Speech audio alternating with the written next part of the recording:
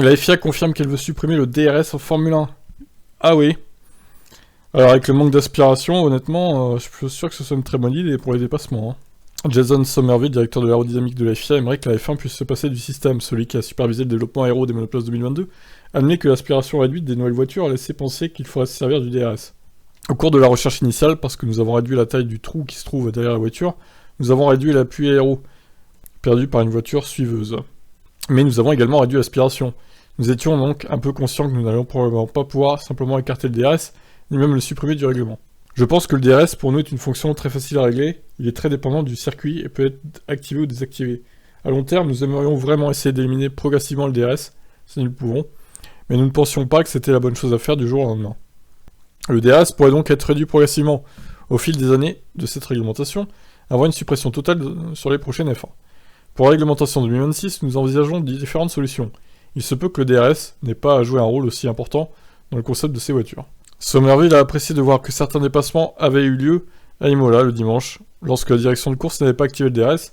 Ça prouve selon lui qu'il sera possible de s'en passer à terme.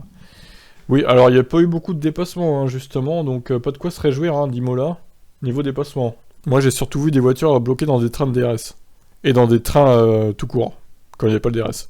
J'ai pensé que c'était assez intéressant parce que nous avions cette piste sèche, nous avons eu presque la moitié de la course sans DRS. Et je pense que c'était intéressant de voir qu'il y avait quelques dépassements qui sont produits avant que le DRS ne soit activé, mais ensuite le DRS s'annulait.